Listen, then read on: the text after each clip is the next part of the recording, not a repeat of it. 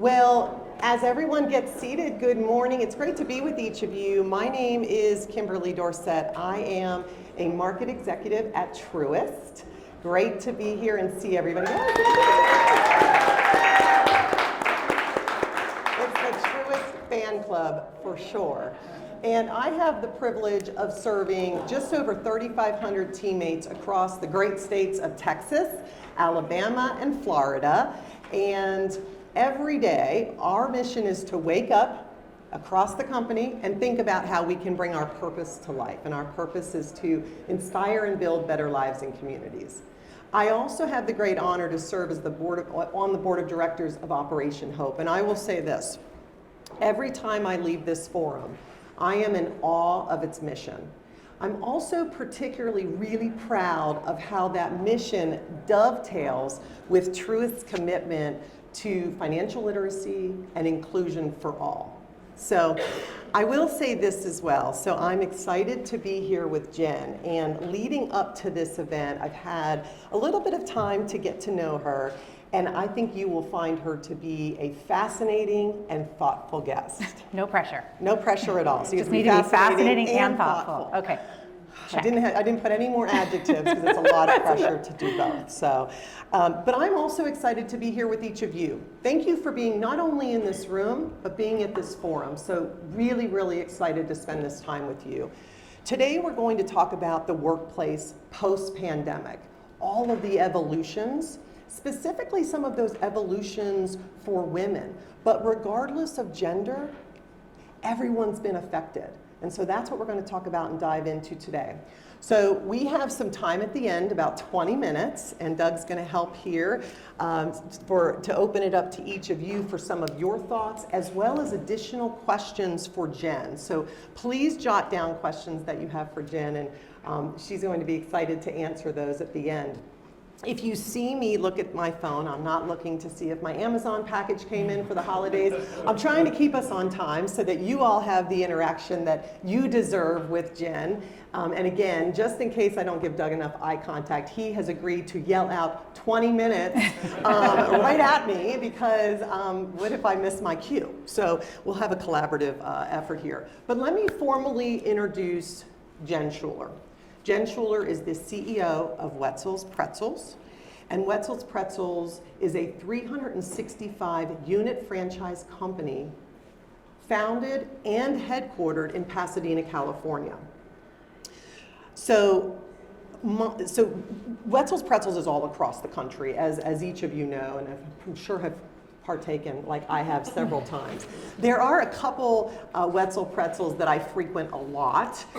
That is Disney World, Downtown Disney, aka Disney Springs. So I think I'm maybe one of their best clients there. So Jenn has been the CEO of Wetzel's Pretzels since 2019. And oh, did I mention the first female CEO in Wetzel's Pretzels' 28-year history.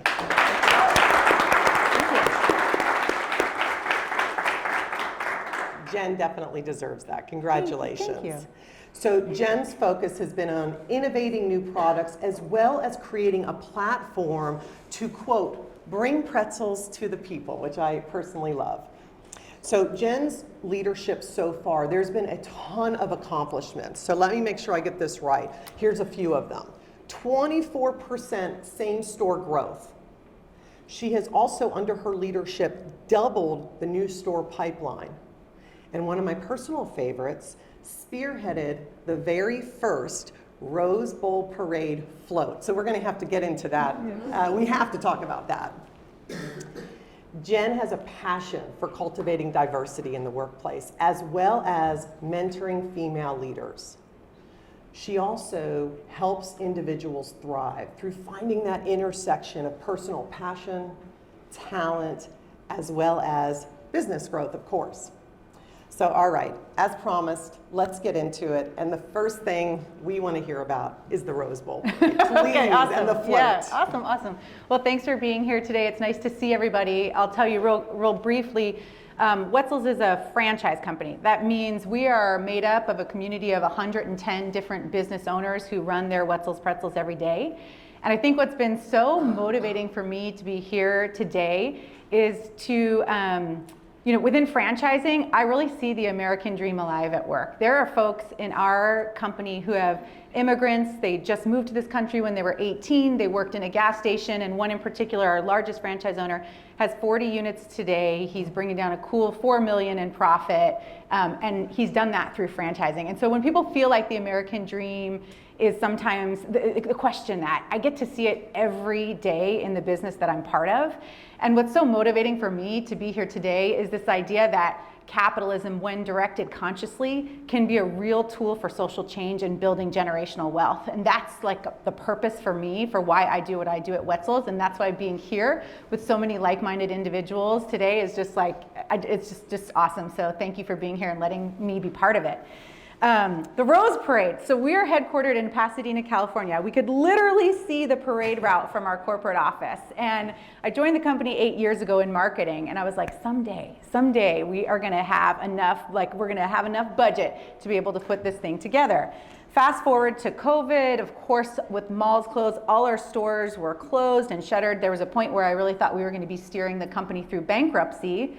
But it returned, and we'll talk a little bit about that. And the business returned in a really big way. So we were looking at 2021 and looking at our ad fund budget, and it was coming in really strong because the sales were really strong. And I said, I want to do something big and momentous and memorable that is a way to celebrate this win, this recovery as a community, in a way that everyone can participate. And so we approached the Tournament of Roses, and this was in September. The parade, as you know, is January 1st. Most people take a year or more to do it. We were the last float to make it through and get approved for the parade route. They're like, if you can find a builder to do it for you, we will take you. We got it in. And then we had this whole idea, we built on it. It was like, okay, what if we? And so we brought our food trucks to the parade. We literally, the night before, we sampled hot, fresh pretzels all down the parade route, get everybody foam fingers and beanies. My husband was sampling pretzels and said, these are from Jenn, these are from Jenn, these are from Jenn. The next morning I rode down the float parade and people are going, thanks for the pretzels, Jenn! I mean, it was amazing. But I think the best thing we did, there was a tendency, it would have been easy for me to just put my corporate staff on the float. But we really, again, this was a community that had been through a really challenging time, and we wanted to celebrate it collectively. So we included franchise owners from all across the country. We included crew members from all across the country. We included, general managers, everyone. We wanted to be represented on it. And it was a beautiful example of how when you do something that's inclusive and representative, it amplifies the experience. And a very small thing, one of the crew members who applied to be on the float happened to work at our location on Santa Monica Pier. And her team, the management there, was so pumped that she would be part of the float. They actually took the Ferris wheel that's on the end of the boardwalk, if anyone's familiar with California, the news anchors, they always show that in the morning. They turned it into a pretzel. They lit it up as a pretzel for one night. That's pretty cool. We didn't plan it. We didn't pay for it. We just invited someone to be part of our party. And so I think that's just it was a beautiful example of what that community aspect did for the business ultimately. It was an amazing experience. That's super exciting. Thank you for sharing that. Yeah. We had to start with that. So yes, let's give her a round of applause. I know that wasn't our topic, but when we were talking in some of our conversation, that was so exciting. We have to hear about that. So let's transition to talking about post-pandemic and the workplace. And so we all know that the pandemic has changed all of our lives. So personally, professionally, some both, right? And it certainly has changed the landscape of the workplace. And I would say that it's probably still changing, right? That evolution is still happening. So Jenn, how has Wetzel's Pretzels navigated through the pandemic? And gosh, that's a large portion of when you obviously took, that's an intersection that's interesting. And what have you seen within your own company, but others as it relates to the evolution of the workplace? Sure. So I became CEO in 2019. I had 1 year under my belt, and the next year was going to be my sophomore year, and I had it down. It was going to be easy, and then of course COVID hit. But I'll tell you, for me as a leader, it was one of the most challenging and difficult, but in retrospect also the most freeing, because I had a sense of how I wanted to lead that I felt was a little bit disruptive, certainly disruptive to our private equity ownership, who were very results focused and numbers focused. And I had a sense of how I wanted to lead, but I was butting up against some sort of old practices and old ways of leading. And the pandemic, in a way, broke that down because no one knew what to do. And so what it did for me was, I think a few things. We focused very, very quickly on our values, because strategies are out the door, priorities, plans are out the door. But if you're making decisions based on your values, and for us that was health of our crew members, it was business health of our franchisees, and ultimately it was the Wetzel's brand and the idea, how can we carry this through so that the franchisees who've invested in this brand have something to get a return on later. So it was focused on values. And then after that, it was really about personal growth, and it was such a scary time, and our team was focused on, okay, work is going to be a bright spot in what you do every day, right? You have so much stress and so much anxiety at the moment. How do we make work a bright spot? And transition this experience to be something that was not fear-based, but we moved into a learning space and ultimately into a growth space. And I had this supposition that if we focused on personal growth and we focused on people being able to bring their whole person to work, and you had no choice, because when you're in a Zoom meeting, the child was sitting next to you, the dog was barking, whatever was going on, right? It forced us to do that. But when we focused on that personal growth, and for me, it was like finding the intersection between people's passions and business objectives. Like, there's a lot of good stuff you can do for the business. You can come up with great business plans, but when you bring that together with what someone's passionate about and where they feel like they want to grow, the results just came like easier and more naturally. And so it was like this experiment for me to do that, to focus on the people first, and the profits came. And that's the part when she shared that, our same-store sales were, 24% last year. This year, they're about 10%. So you're looking at 30% same-store sales growth. That's we grew at 2.5 times the rate of Auntie Anne's, our closest competitor. And we're both selling pretzel. It's butter and dough and salt, right? It's the same stuff. What were we doing differently? And I really look back and think it's about focus on the authentic person and aligning our business with what their passion. It's fantastic. And so how many cats and dogs have we seen in the video, all of us? And the cats go right across the screen because they're like real agile and they can jump on the desk. So out of those changes, Jenn, what do you think is permanent? And of the positive ones, how do we keep it permanent? Yeah, so I think nothing's permanent until you codify it and protect it and make it sacred and you honor it, because otherwise it slips away like a tide. And so I think waiting for it to naturally become permanent is not what we need to do. I think we need to really focus on being intentional about it. For me, a big part of it was like just recognizing that for folks, work is not the trunk of the tree of life. It's a pillar of one of many things that bring you joy, that make life meaningful. Your time on the planet is so limited. You want work to be like an energizing thing for you, not something that's detracting you. And you have to, as leaders, recognize that people have multiple pillars in their life. And when you see that and you recognize it and honor it, then I think you've built better foundation for better humans. And like, for part of what I loved hearing in Operation Hope today is like, not just thinking about wealth creation, but financial well-being. And that is a component of well-being. And so just thinking about people holistically, that's one. And then I think the other one is being intentional about how we connect. So like I hear people say like, oh, we need to get back in the office because everything happens at the water cooler. Really? What happened at the water cooler? Like honestly, what great innovation can we point to, like, oh, that one happened at the water cooler. For us, what that means when we're intentional about connection, we get together once a month, we do a business update. We focus the first half of the meeting on business and the second half is on connection. And that's about having fun together, getting to know one another, understanding how each other ticks. And when you understand that more deeply, the relationships just go more smoothly. So last week we did a good old-fashioned show and tell. And each person had to show something that really mattered to them and why. And a young man on my team who I knew had served in the military showed the key to the city at Danville, Kentucky. And I was like, wow, how'd you get that? Well, it turns out he was in the silent drill patrol. Have you guys seen that? The start of an NFL football game, they come marching out with the rifles and they do all those tricks. And Awesome. He spent 3 years doing that, flying all over the country on private jets, performed for Obama, performed for the NFL. Yeah, right? And he ended up being like the coordinator of that whole like that whole group. And it just like astonished me when you connect intentionally with people, what you learn beyond what's the weather like, you know? And I think we have to be intentional about those things. It's like, how did I not know that? Yeah. I mean, I would have been thinking that, like, how did I not know that That's about huge. you? And the insight into what drives him, what makes him tick. Yeah, it was huge.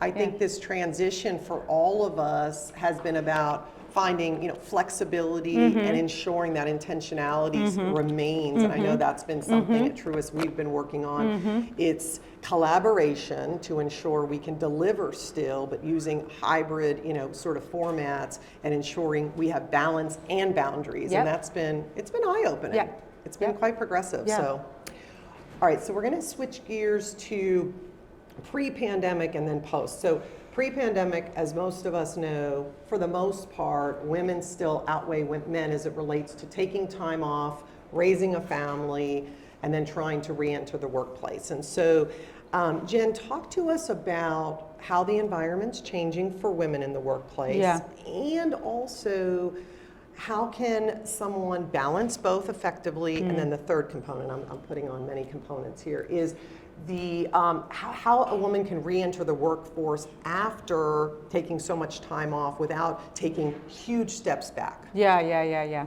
So I am a mom. I have two boys. They are 10 and 14. So just give that for context. I think if you look at female CEOs across the country, Fortune 500, they're 8.8% are women. If you look at the stats in the restaurant workforce, at the entry level, 62% of entry level jobs at the restaurant are women. And if you look at the C-suite, 28%. So that's a tremendous drop off. It's a bigger drop off than professional services. It's a bigger drop off than media and entertainment. The only one who's worse than me is oil and gas. So huge drop off. And I honestly don't know that I have the solution so much as I know that the more that people can see other women, not just in the CEO role, but all along, the more when you see it, you can believe it's possible. And it's a fight to get there, but I think it's really, I work with a business coach, and one of the things she's like, you can never quit, you can never retire. Women need to see you where you are. And I was like, really? Maybe I'll take a break. No, you can't. So I think that's part of it. And another stat, and this is more defining the problem than it is the solution, which is what you're pushing for, was this one blew my mind. A woman who breastfeeds her child will spend 1,800 hours a year breastfeeding. If you're working a full-time job and you take 3 weeks vacation, you know how many hours that is in a year? It's 1,900. So just like when you put it to the numbers, what's required, it's incredible what's required. So I guess I would tell you, I don't know that I have the answers. I don't know that I've done it particularly well in my own organization, to be honest. But I do think that what is coming out of the pandemic with flexibility, balance, recognizing the whole person, benefits diversity at all levels of how you describe that, women included. And so I think that's one of the things why I'm very protective of that flexibility. And just keeping the conversation alive. Keep talking about it, right? So that's really critical. Thank you for that. So last formal question, and then we'll start to transition. So DE&I is important to all of us. I really want you to talk about Access to Equity program, why you started it, tell us what the program is, tell us everything about it. Yeah, I would love to talk about it. So Access to Equity is our program to help women and people of color become business owners, become franchise owners, with the idea again that, if you look at 62% of restaurant workers are women, yet if you look at my franchise ownership base, probably 10% are women. So that's flipped. And if you look at people of color, especially in Southern California, where we have about half of our stores, generally our stores are run by, a lot of the folks are Hispanic, Latinx, yet that's not reflected in our ownership base. And really it came back to, and you heard the conversation in the larger session as well, with George Floyd's murder, and we looked at it, and at the time, our stores were closed, almost all closed. I was like, well, we might go bankrupt, we might survive. I wasn't quite sure. And a lot of other corporations reached out and put some big dollars and investments into wonderful organizations. We had no dollars in the bank at the time. And so I was like, well, what do we have? I had this belief that we were gonna get through it. And I had this idea that, okay, but I have a platform that can create business ownership for people. And at the end of the day, I can see how empowering that is. And so what we did is said, okay, we're going to use that platform to attract business owners, and we're going to work to get them capital, content, education, and mentorship to make sure they're successful. For a startup, especially in the restaurant space, there's a high degree of failure. But when you work with a franchise system, there's a high degree of success. So my sense was, if we went to the banks together and said, hey, I think this person's going to be a phenomenal candidate. They're being backed by the Wetzel's Pretzels organization. You can see our success rate. We are going to give them discounts on fees, discounts on royalties. We're going to work with all of our other partners. You know, Pepsi is a partner of ours, and we're to help them get startup. We're going to bring education, and that's where Operation Hope is coming in as a partner with ours, which we're so excited to be partnered with. And then we're going to bring them mentorship. Like, for each one of these candidates who come through with us, they get paired up with an experienced Wetzel's Pretzels mentor who's like, great, you got the book education, you got the money. Now let me tell you what it's really like running one of these. Like, here's what the problems are. Yeah, straight. And so we're super proud of that. And I think, again, if you look, so two things I want to say about that. First, and similar to a discussion that was in the other room, is when you do the right thing for underserved communities, it benefits your whole community. So when we started going to partners saying, hey, can we get a discount? We're building this access to equity program. Can we get a discount on their first order of pretzel mix? And they're like, well, yeah, we can give that to every single new owner. We like that idea, every single new owner. Awesome, you know, and so it's just like a beautiful small example of how inclusion really lifts the ships, lifts the tides for everyone. And then secondly, I think there's, like, particularly around women, there's a really interesting BCG, Boston Consulting Group study that talked about why you want to invest in female founders and in female businesses. So startups founded by women generate 10% more revenue in 5 years than startups founded by men. And then women generate 78 cents per dollar invested, compared to men generate 31 cents per dollar invested. So 2.5 times better investment. Yet if you look at where capital is being directed today, still mostly, it's flipped. Yeah, exactly flipped. And so it's good for social justice, and it makes good business sense for these banks, because they are investing people who have a higher likelihood to give them a return on their money. Fantastic. It's a great program. Yeah, Thank you. Thank you.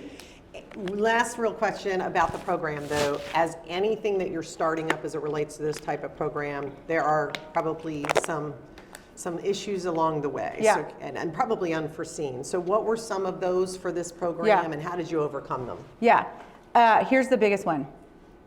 Everyone wants to give us free education, and it's harder to get them to give us the dollars. At the end of the day, what's the threshold? You need the capital to get the business started up. That's always the hardest thing, and it seems to be the hardest thing to get at. And I remember, has anyone read Trevor Noah's biography? Yeah? Oh, it's great. I highly recommend it. And he talks about how he started up his business in South Africa. He was a DJ. And really, when his business took off, is he started making, everyone loved his music. And so he started making mixes, and he wanted to replicate them to get like a CD replicator, and then he could sell it. So a friend of his was moving away and gave him this CD replicator that was more expensive than he could have afforded to buy. But once he got that, he had the idea, he had the grit, he had the hustle, he had the talent. And so once someone gifted him that CD replicator, he was able to get these DJ mixes, and he put them on CD, start the business, and he really points to that as the point, and as the transition point. And so he's like, that whole idea, like, you have to teach someone to fish, and you have to give them a fishing rod. So to me, that's the biggest one, and that's, you know, part of the reason I'm here today, is start to find like-minded people who are interested and excited in investing with me and our access to equity candidates, and help bring more of these business owners out and operational. That's a great point. Thank you. Appreciate it. Yeah, All right. yeah. So we are at time. We're going to transition now. And so we are going to ask each of you, or any of you actually, who would have a question for Jenn, to please just raise your hand, or you make yourself known. Oh my gosh. Oh my goodness. The first question gets a free pretzel coupon. Oh, and Jenn has brought free pretzels. She didn't even need incentive. She just went for it. Yes. We have a second question in the front. I will And a give her sticker. a little certificate. This is very exciting. This is the most exciting part. Just because you're second. I kind of wrote 2 questions. Hollinger. I'm CEO of Fresh Range Holistic Wellness. Just to let you guys know, I make herbal medicines for Ooh, teas, cool. Ooh, I love it. tonics, tinctures, vitamin capsules, all of the things.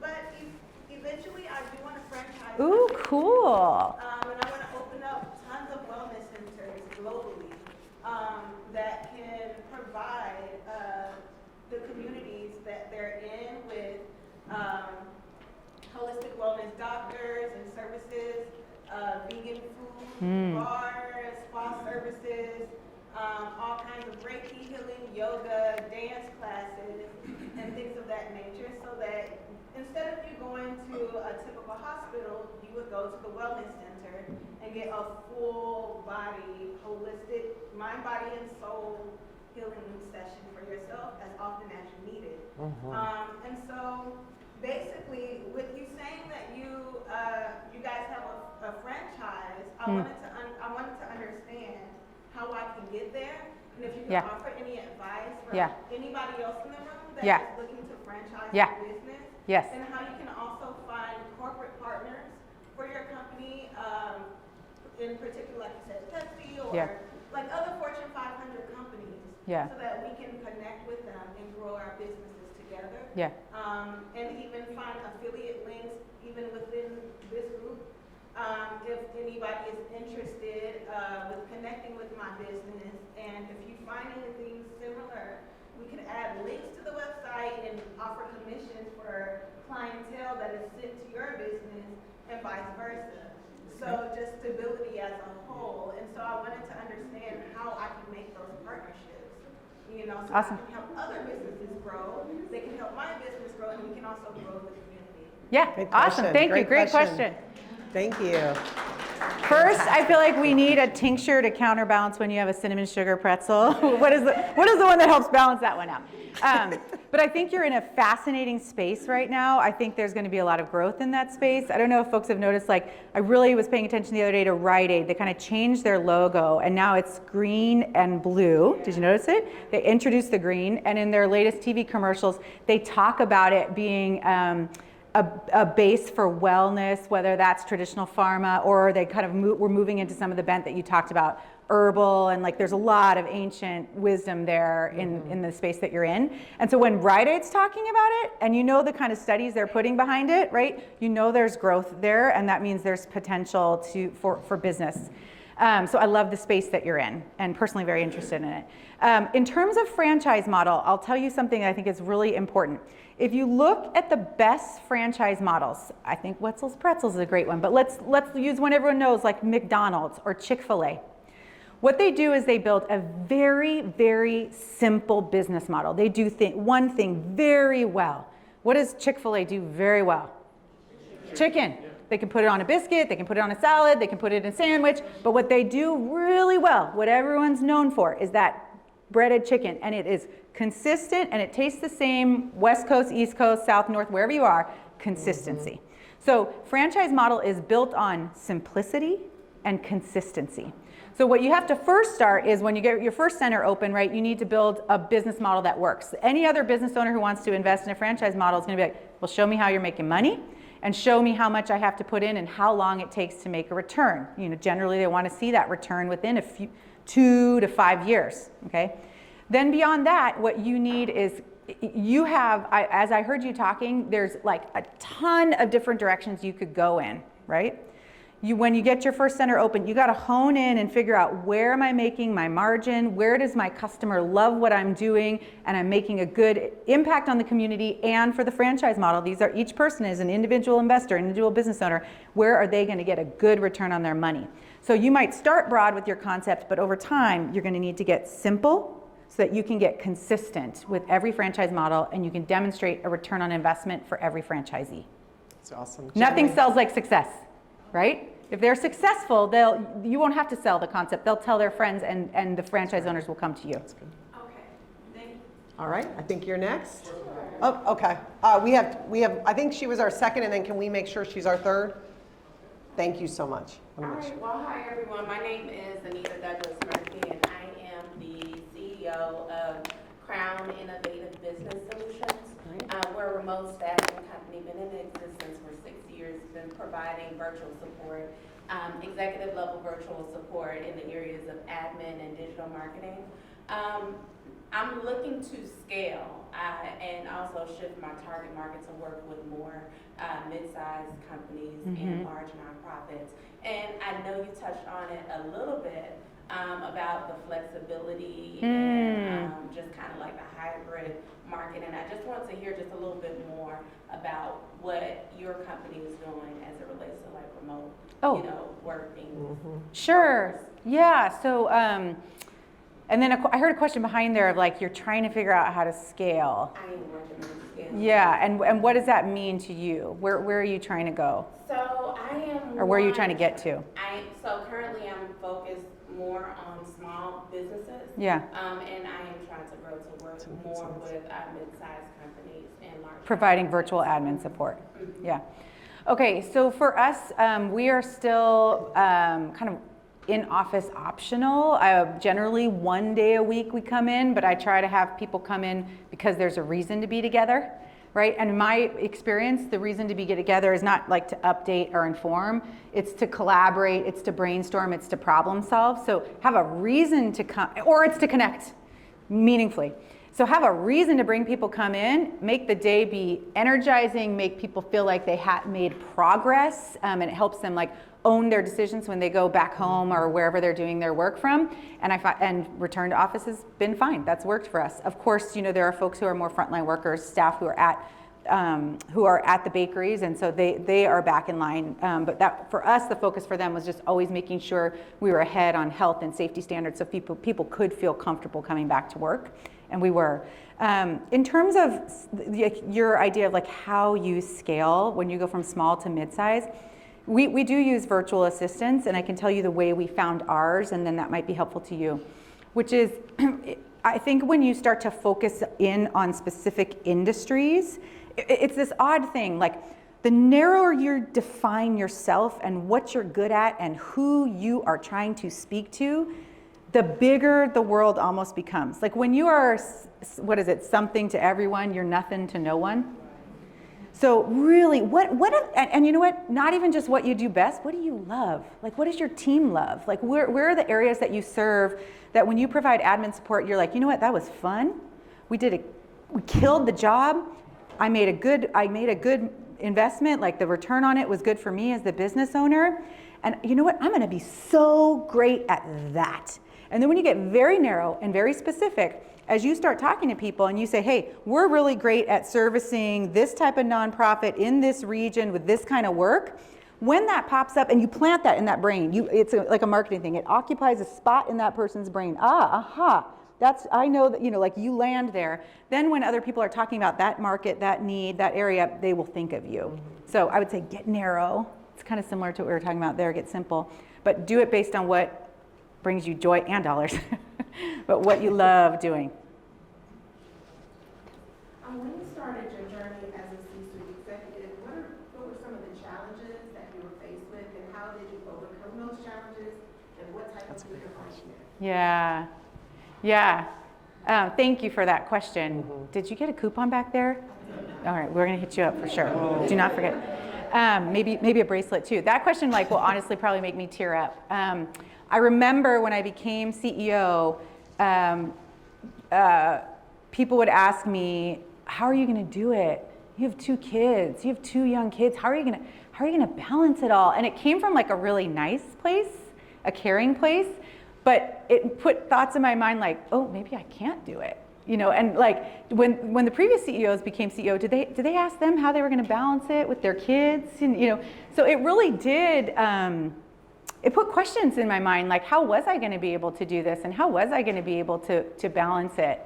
And that's gonna take me back to another story real quick. When I was in middle school, because I think a lot of our female leaders drop off around middle school. Like if you look at elementary school, girls rule. They rule. They're boss, they're smart, they're 2 years advanced in terms of their maturity, they run student councils, and you see it starts to drop off over time. For me, it started to happen around middle school. I played soccer, I was very athletic, and I remember telling my dad I was gonna, I think I'll go out for the cheerleading team instead. And he was like, no, you're not gonna go out for cheerleading. you play soccer, you run track, why would you go out for cheerleading? He said, why would you stand on the sidelines cheering someone else on when you could be on the field and they're cheering you on? And he's so pumped that I'm here, by the way, and I got to see Andrew Young and all that. But so that's also reminds me, right, like that, like even in times where I'm not sure if I can do it and I feel different than everyone else in the room, especially when I'm in a board environment, the idea that I belong on the field helps.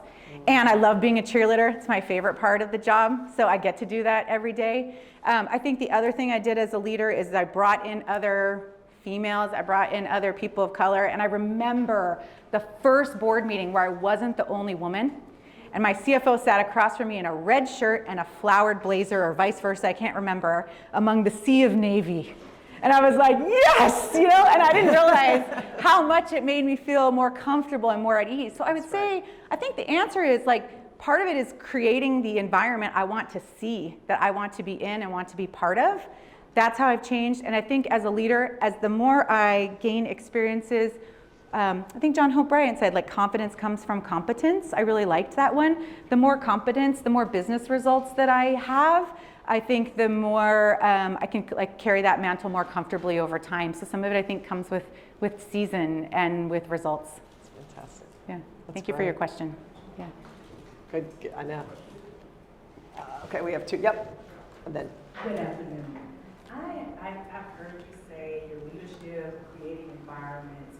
Since we're talking about the future of work, I'm curious to learn as a leader, how do you build engagement and keep engagement with your people? And then how do you deliver that at your franchise level? How do you help them That's a great question. maintain engagement with their people, with your people, since we're working in hybrid work? That's right. Yeah, That's a great question. that is a huge, like that is such a good question, because I can say everything I want here, but at the end of the day, your experience with Wetzel's Pretzels is not with me.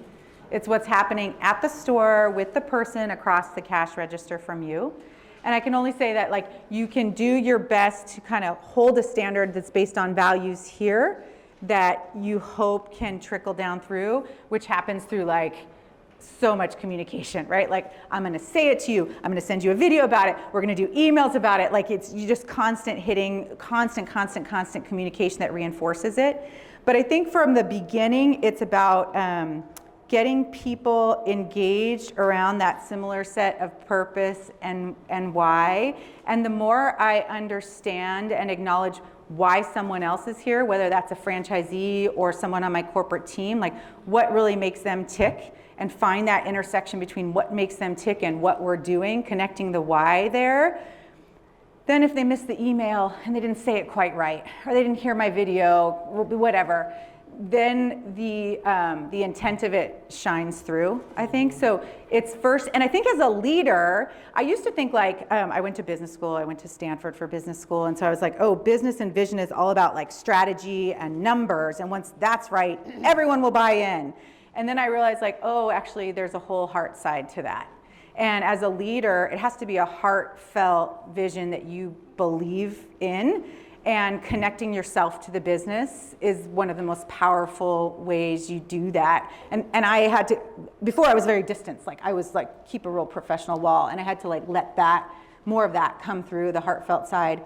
And for us, like, you know, as we talked about it, it's like, you know, making work joyful, making it meaningful. Franchisees, they can invest in McDonald's, they can invest in Chick-fil-A. Why do they want to invest with me? Why do they want me to be their business partner? And when we align on those kind of values about we're here because we want to delight customers, we're not serving you your like chicken and broccoli and healthy meal. It's not vegan, but we are giving you an affordable treat when you go shop, back to school shopping with your kids, that everyone can get a pretzel. And so when we get together with franchisees, we really try to make it fun and joyful. We got together in Nashville, Tennessee. If anyone's been there, it's a phenomenal city. The first meeting, because franchisees don't want to sit in meetings all day. They're like on their feet, they're in their stores, they want to move. So the first morning we brought in a band And we together as a group wrote a theme song for the company that we performed at, like, we split into groups, and this group wrote these lyrics and this group wrote this lyrics, and the band was working on music, and then they took 30 minutes, they left the stage, they came back, and they played a theme song, and we were like crowd surfing at 10 a.m. So I think it's experiential, I guess is what I'm getting to. Like it's you have to experience it. You have to create experiential moments, I think, mean way more than whatever comes out in the newsletters. He said crowd surfing. That was stuck with me, Jen. Okay, where's the next question? Excuse me. Sorry. Losing track here. Yeah, my question is specifically for new franchisee owners. What are the key areas that you focus on that specifically contribute to business growth in regards to, best practices? What differentiates the people that start and take off and they don't look back versus the ones who they struggle? Yeah. What are those areas, whether it's KPIs, whether it's culture, whether it's training? What's the main thing that kind of, I hate to say it like this, but make or break? Yeah.